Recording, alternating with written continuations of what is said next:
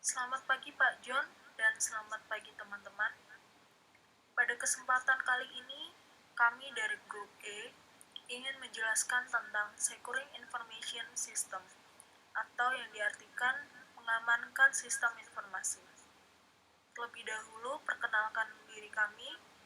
Saya sendiri Eva Yuniati, NIM 1622141137. Lalu anggota kelompok saya Niputume Indrayani 1822142005. Lalu Mada Angelina Sinta Devi NIM 1822142006. Lalu Elvareta Aurelin Sancho NIM 1822142018. Lalu Yosepina Gracia BRB 1822142119. Dan terakhir Felixius Juan Seda NIM 1822141199.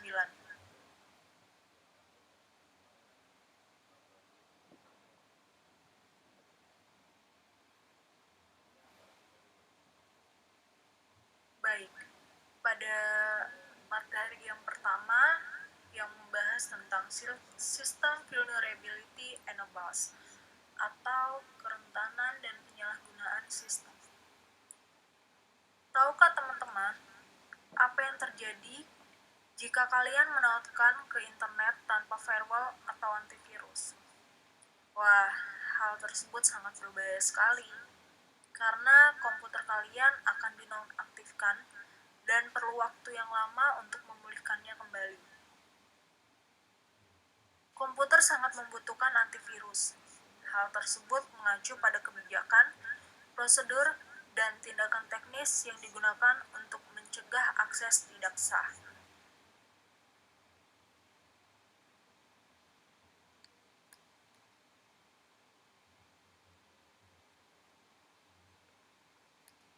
Selanjutnya, why system are vulnerable atau mengapa sistem rentan. Ketika sejumlah besar data disimpan dalam bentuk elektronik, mereka menjadi rentan untuk lebih banyak jenis ancaman daripada saat mereka ada dalam bentuk manual. Melalui jaringan komunikasi, sistem informasi di lokasi yang berbeda saling berhubungan. Potensi akses tidak sah, penyalahgunaan, atau penipuan tidak terbatas ke satu lokasi, tetapi dapat terjadi di titik akses manapun di jaringan. Pada gambar 8.1 menjelaskan bahwa arsitektur aplikasi berbasis web biasanya mencakup web client, corporate server, dan corporate system atau perusahaan sistem informasi yang terhubung ke database. Masing-masing komponen ini menghadirkan tantangan keamanan dan kerentanan. Banjir, kebakaran, gangguan listrik, dan masalah kelistrikan lainnya dapat menyebabkan gangguan apapun pada titik jaringan.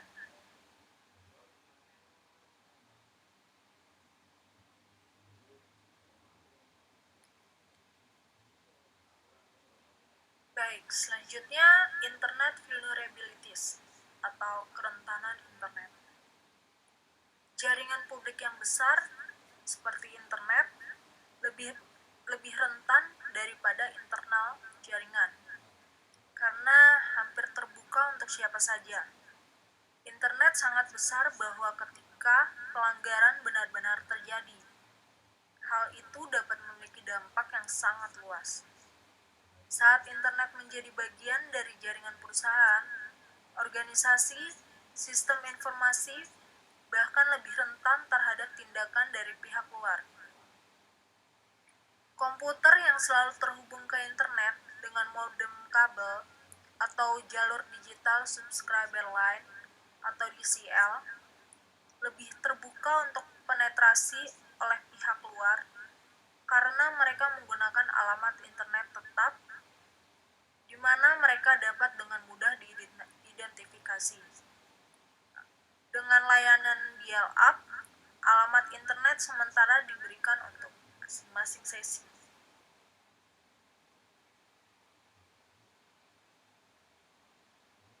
Baik, selanjutnya setelah kita membahas kerentanan internet, selanjutnya kita akan membahas mengenai tantangan keamanan nirkabel. Tentunya saya dan mungkin teman-teman pernah masuk atau memakai wifi di bandara, mall, perpustakaan, atau lokasi lainnya. Yang menjadi pertanyaan, apakah masuk ke jaringan nirkabel tersebut aman? Tentunya itu tergantung pada waspadanya diri kita masing-masing. Bahkan jaringan nirkabel yang ada pada rumah teman-teman masing-masing juga rentan karena pita frekuensi radio mudah dipindai. Kedua jaringan Bluetooth dan Wi-Fi rentan terhadap peretasan oleh penyadap. Lokal jaringan area atau LAN yang menggunakan standar 802.11 dapat dengan mudah ditembus oleh pihak luar yang dipersenjatai dengan laptop, kartu nirkabel, antena eksternal, dan perangkat lunak peretasan. Peretas atau hacker menggunakan alat ini untuk mendeteksi jaringan yang tidak dilindungi, memantau jaringan lalu lintas, dan dalam beberapa kasus seperti mendapat akses ke internet atau jaringan perusahaan. Pada gambar 8.2 menjelaskan bahwa banyak jaringan Wi-Fi dapat ditembus dengan mudah oleh penyusup menggunakan program sniffer untuk mendapatkan file alamat untuk mengakses sumber daya jaringan tanpa otorisasi.